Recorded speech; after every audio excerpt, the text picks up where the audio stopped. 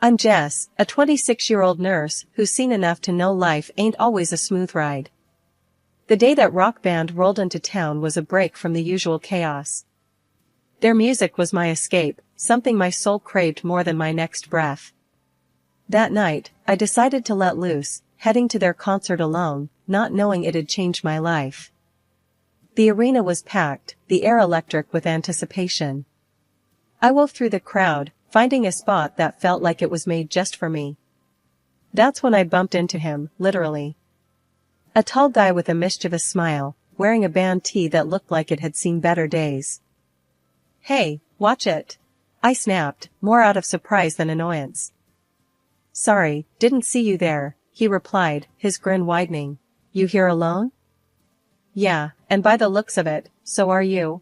I shot back, my defenses up. He laughed, a sound that seemed to cut through the pre-concert buzz. "Name's Tom. And yeah, I wouldn't miss this for the world. These guys are like the soundtrack to my life." "Jess," I said, offering a hand grudgingly. His grip was firm, reassuring somehow. "Same here. Grew up with their music." We chatted as if we'd known each other for years, not minutes.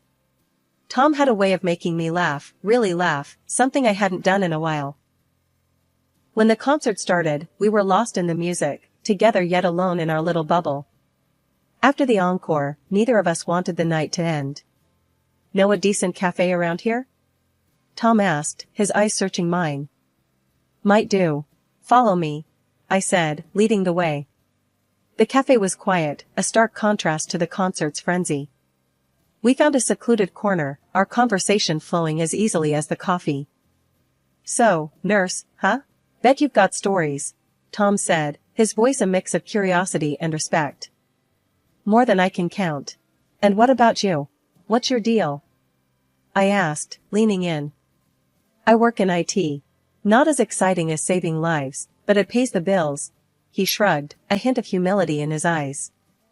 We talked about everything and nothing, from our craziest dreams to our mundane daily gripes. It felt natural, easy. Before we knew it, hours had passed. "Should probably get going," Tom said reluctantly. "But I don't want this to be the last time we talk." "Me neither," I admitted, feeling a connection I couldn't quite explain. We exchanged phones, typing in our numbers with the promise of a call. As we said goodbye, I felt something shift inside me. Maybe it was the music, the night, or just Tom himself, but I walked away feeling lighter, my heart pounding in my chest. After a few months of dating Tom, the day came to meet his family, or more accurately, his mom. He'd been upfront about living with her, saying she was all he had in terms of family.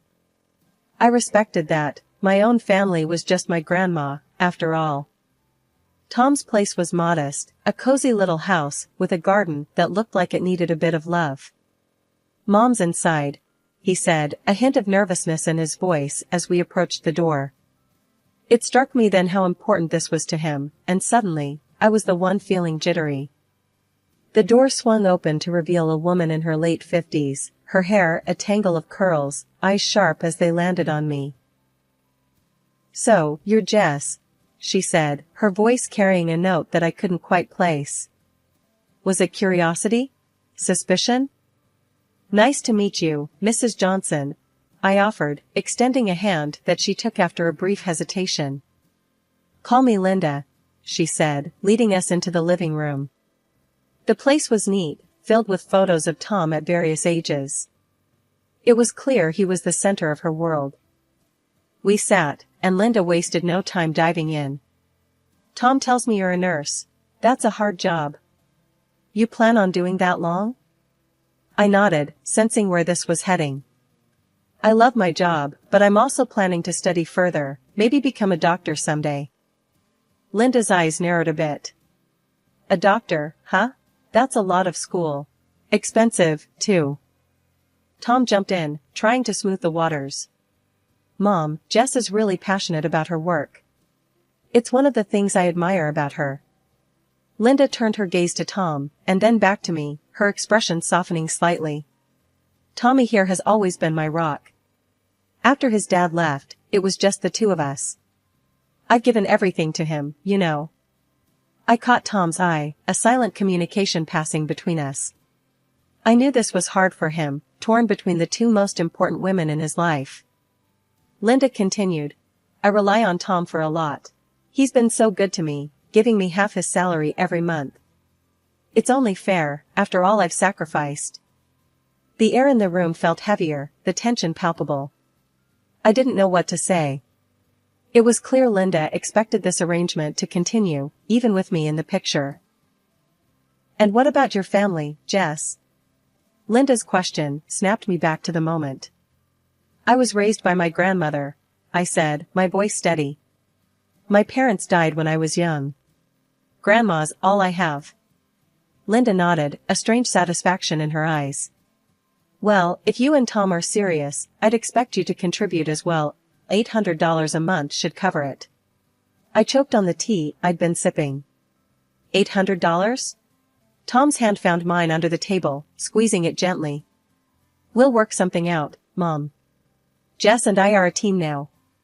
When Tom and I decided to tie the knot, we knew it wouldn't be a lavish affair, but nothing prepared me for the battle over our wedding plans. Linda had her own ideas about saving money, which basically meant cutting down our guest list to a handful and scrapping any unnecessary celebrations. I wanted simple, sure, but I also wanted some joy, some celebration of us. One evening, as we sat down with Linda to discuss the wedding plans, the tension was thicker than the coffee Tom had brewed. So, I was thinking, Linda began, in that way that told you she wasn't just thinking, she was deciding. Why waste money on a big venue when we have a perfectly good backyard? Tom squeezed my hand under the table, a silent plea for patience.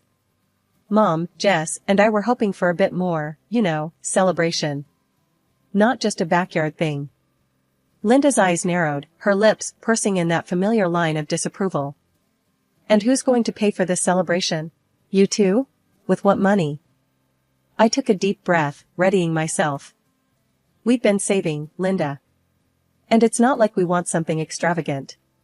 Just something a bit more special than the backyard. Linda scoffed. Special? You think spending money you don't have on one day is special? You know what's special? Security. Not starting your married life in debt. I could feel my patience wearing thin, but I held my ground. We understand the value of money, Linda. We're not talking about going into debt. Just a modest celebration at a small venue. We've done the math. Despite Linda's protests, we managed to reach a compromise of sorts, a small venue, close family and friends, and a strict budget. Linda insisted on overseeing the catering, claiming she could cut costs, which meant we ended up with a buffet that was more potluck than professional. On the day of our wedding, the venue looked, well, modest. My grandma, the one person from my family there, whispered to me as I readied myself. This Linda, she's a piece of work, isn't she?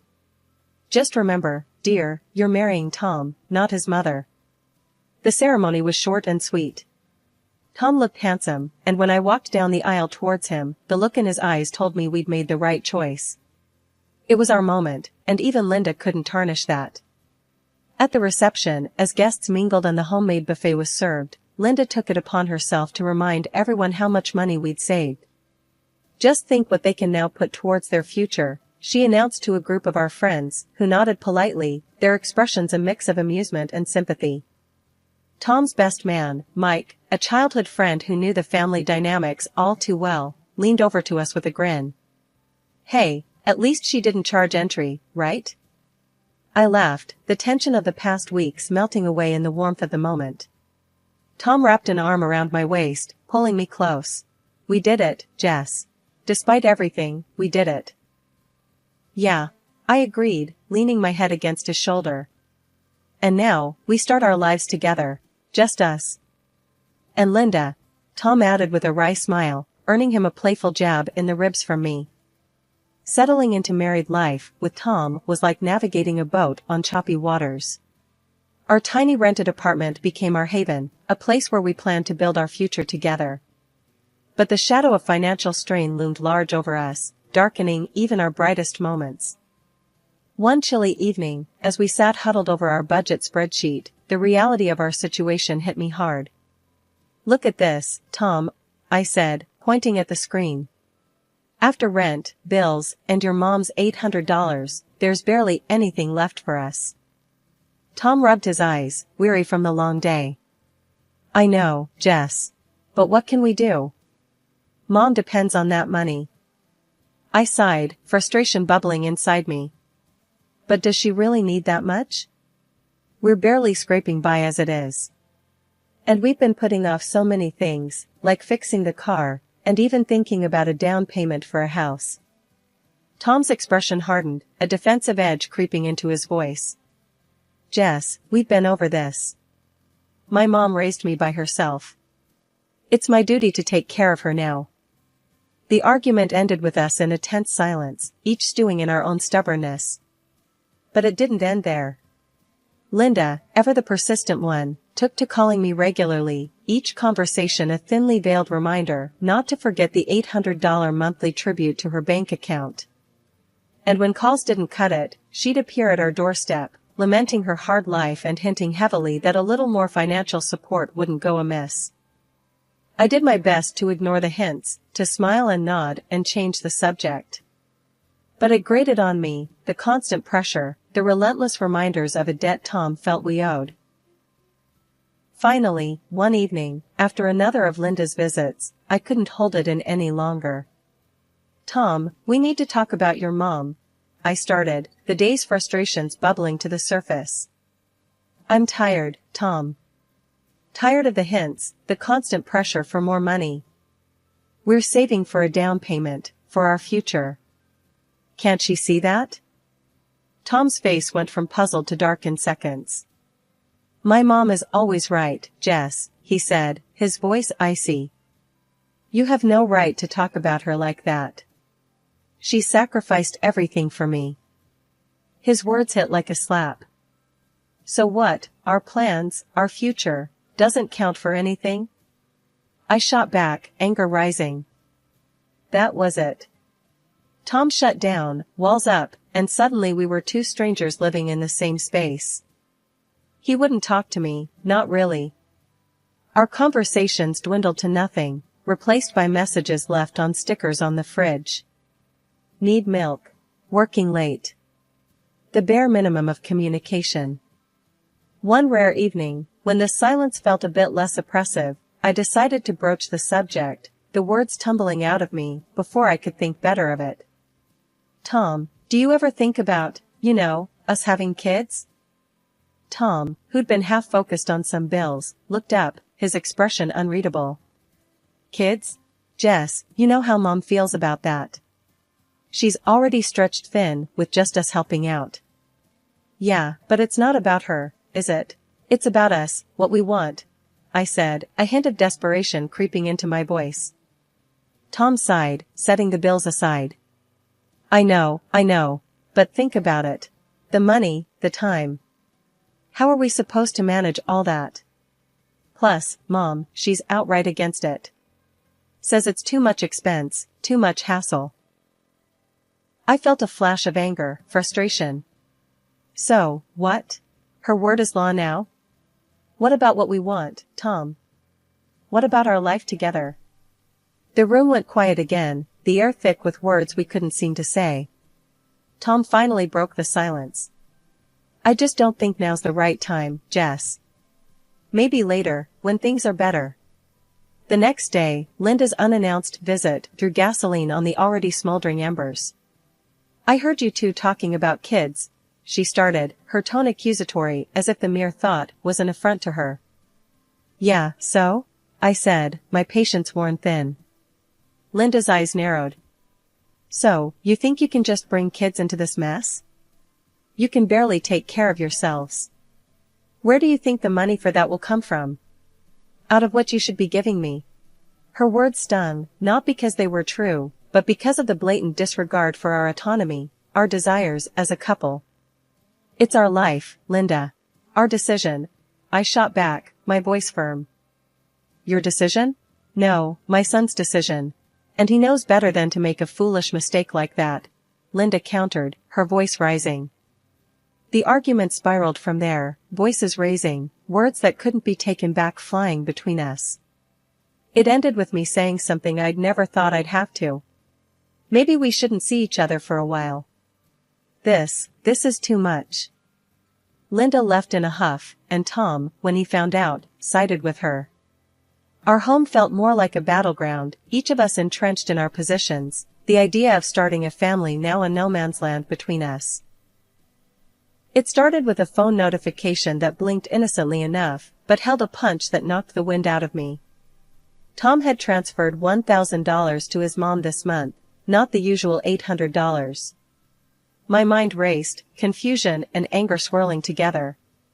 When I confronted him, his response was as cold as the look in his eyes. "It's my decision, Jess. It's for my mom," he said, his voice flat, leaving no room for discussion. "But we agreed on a budget, Tom. We have our own needs, our own plans. How could you just change that without even talking to me?" I shot back, my voice rising with every word. Tom shrugged, a dismissive gesture that stung more than I expected. "Things change. I don't have to consult you on everything." That was the moment I felt it, the crack in what I thought was solid, the betrayal of our partnership. But the worst was yet to come. Days later, a friend from work, Carrie, called me, her voice hesitant. "Jess, I hate to be the one to tell you this, but I think you should know." She trailed off, the pause heavy with dread. "What is it, Carrie?" I urged, a sinking feeling in my stomach. "I saw Tom's profile on a dating site.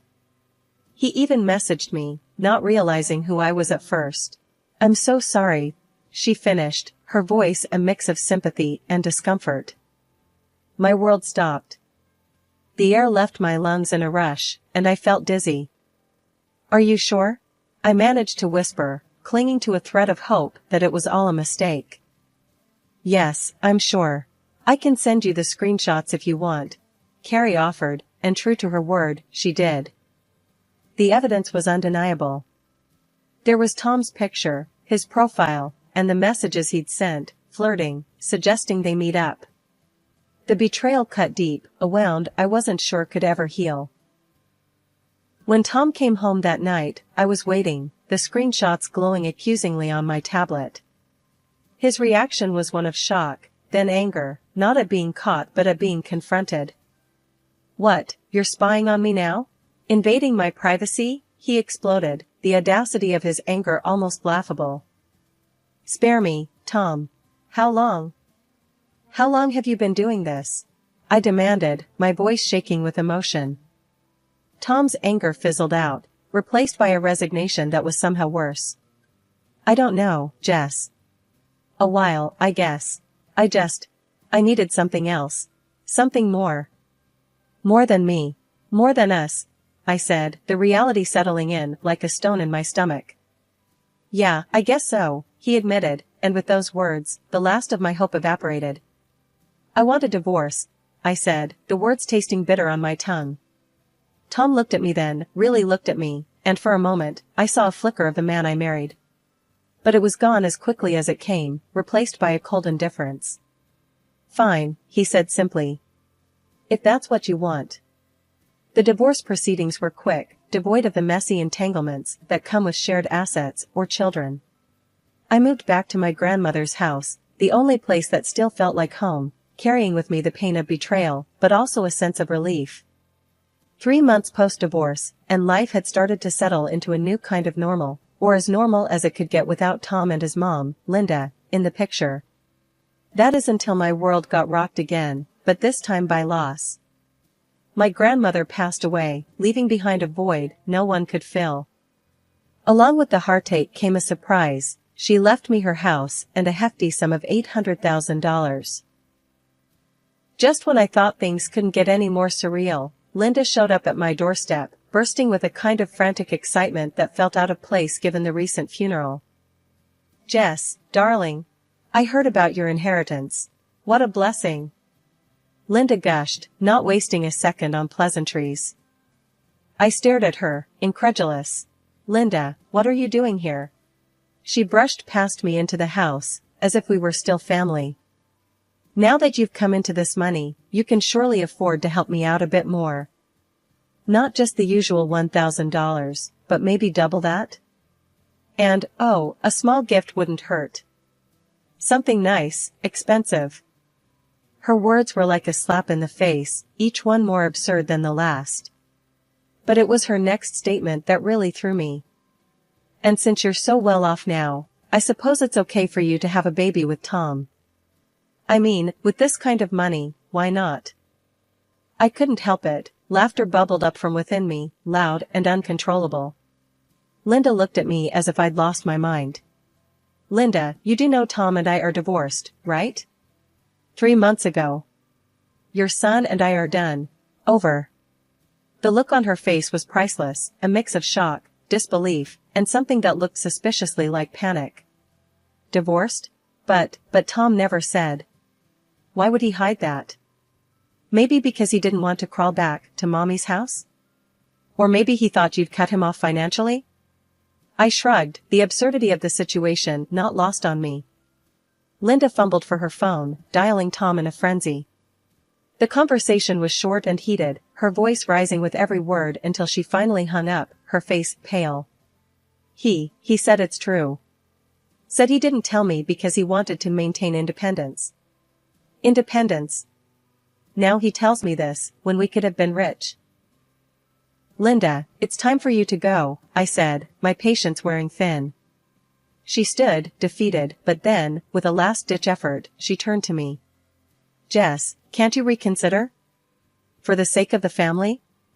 Tom made a mistake, but surely. I cut her off with another round of laughter. Linda, there is no family, not between me and Tom. And after everything, you really think I'd go back to him? Please, leave. One morning, as I sat in the kitchen with a cup of coffee, the sun casting gentle patterns on the table, there was a knock at the door. Hesitant, I approached, half expecting Linda or, worse, Tom, to be on the other side. Instead, I found an old friend from nursing school, Maya, her face bright with a smile that was both comforting and contagious. I heard about your grandma, Jess. I'm so sorry. And then I heard about, well, everything else, Maya said, stepping inside as I waved her in. We sat down, and over coffee, we caught up on life, on the turns mine had taken, and on her adventures since we last spoke. It was Maya who, after hearing my story, looked me dead in the eye and said, Jess, it's time. Time to move on, for real. You've got this chance, this freedom. What's stopping you from taking the leap? Her words struck a chord. I've been thinking, I started, my mind racing with possibilities. Maybe it's time to go back to school, like I always wanted. Get that degree, move into a field I'm passionate about. Yes. Maya clapped her hands, her excitement palpable. That's the spirit. Look, life's thrown you some curveballs, but you're still standing. And now you've got this incredible opportunity to do something just for you. The conversation with Maya lit a fire under me. It was the push I needed to finally make a decision, to move forward with purpose. I started researching programs that night, my heart set on advancing my career in a way I'd only ever dreamed of. But life has a funny way of testing you. Just as I was settling into this new chapter, Tom appeared on my doorstep one evening, looking every bit the man I once thought I knew. Jess, can we talk? He asked, a nervous edge to his voice I wasn't used to. I hesitated, a part of me curious, another part wary. All right, Tom. Talk. He shuffled uncomfortably, looking around as if searching for the right words in the air around him. I heard about your inheritance. And about what you're doing with it. Going back to school, that's great, Jess. I raised an eyebrow, crossing my arms. Thanks, Tom. Was there something else? He sighed, a deep, weary sound. I guess I just wanted to see if there was a chance for us. I've been doing some thinking, Anne. No, Tom, I cut him off, my voice firm but not unkind. There's no chance for us. Not anymore. I've moved on, really moved on. And you should too. As he turned to leave, I felt a weight lift, a final closure on a chapter that had dragged on too long. In the days that followed, I found myself more focused, more determined. I was building a life on my own terms, free from the expectations and disappointments of the past. My studies gave me a sense of direction, and my grandmother's inheritance allowed me the freedom to pursue my dreams without restraint.